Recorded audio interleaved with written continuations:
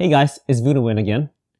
If you watched my video on my first functional prototype, you heard me talking about how I used PVC to build the frame or the structure for my first working model and how I intended to use resistance bands to deliver the assistance.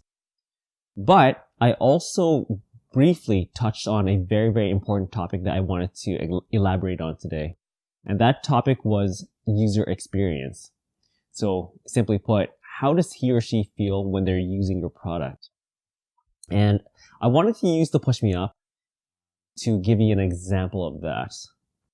So let's put the frame aside for a second. Let's talk about the seat itself. So in that video, I showed you this. Basically, you would hook these these ends onto the frame. You saw me do it. I hooked these two ends onto the frame. I laid down, my body would be supported by this seat, and that's what would deliver the assistance. Now, the thing is, it didn't always look like that.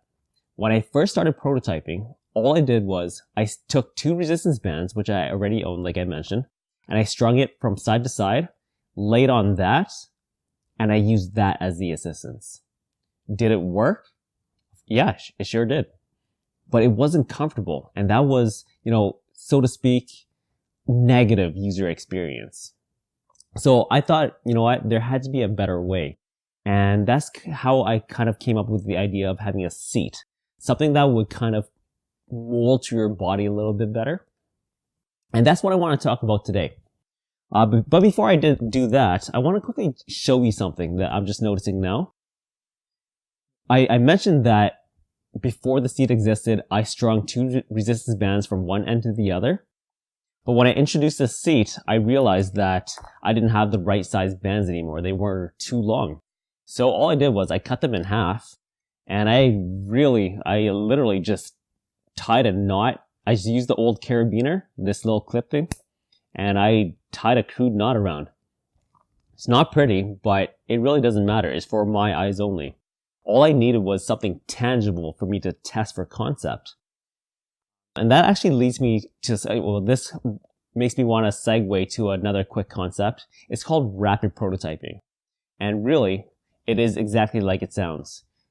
Take your designs of paper and turn them into as many tangible products as you can, just so you can test for functionality. Because everything you have on paper is all good and well, but you never know if it works until you have something physical for you to test. So going back to the seats, I'm going to show you here. I'm going to kind of go through this bag of goodies here. I went through so many different models. And I don't have to tell you. You can look at them and see they're not very pretty at all. What else do I have in here? So some of the bands that I cut. Very crude, like I said. It doesn't matter. I'm going to put these bands away. You can see that I have quite a bit of leather here. The reason I used leather was because, in my mind, I needed something that was strong to support somebody's body, but at the same time, malleable enough, so moldable enough so that it molds into their body to give that best user experience, like I said, the best comfort. But that being said, that was just in my mind, that was just in theory. I thought the leather would work, but until I created that model, that physical model for me to actually test, I guess it speaks for itself. If I don't have anything physical, there's nothing I can do to test that theory. Look at this thing. I honestly can't even remember what this is made of. I'm pretty sure it was an old pair of jeans. I'm pretty sure this is denim. So I had a raggedy pair of jeans. I cut it up, because denim is pretty strong. This is actually a funny story, and just proof that I didn't always know what I was doing. I had in mind that I wanted these rings. Okay, they're called grommets. But at that time, when I was first doing this, I really didn't know what they were called. So I went to the hardware store, and I told the guy that I wanted to install some rings that you can find on tarps. So if you guys are familiar with tarps, those big blue things, that have rings on the end, that's exactly what I was describing. And that's when the gentleman told me, you're looking for a grommet installer. And that's what I picked up, and that's what these are. So at that time, absolutely clueless. This one's pretty interesting. What I found was, after I tested some of this leather, I found that the leather was a little bit too hard, so it's still a little bit brash on the body, so it was still a little bit uncomfortable.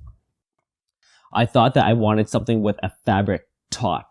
So a combination of both leather and fabric. So I remember distinctly, this fabric came off of an old pillow. And if you can see, some of the stitches are coming apart here. It's stuffed full of cotton. And this cotton came from this exact same pillow. The stitching is an absolute nightmare, but that's because I did that myself. I'm not a seamstress. Look at this. But again, guys, it really, really doesn't matter. For my eyes only, I just needed something physical to test.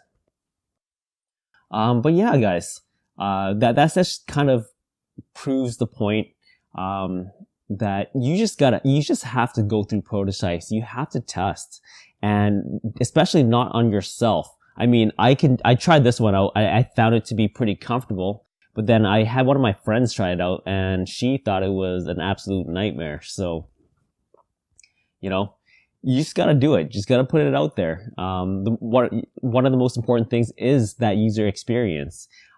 Just because you think something works doesn't mean that the market does. So test plenty. Make sure to subscribe so you can follow me in my evolution journey.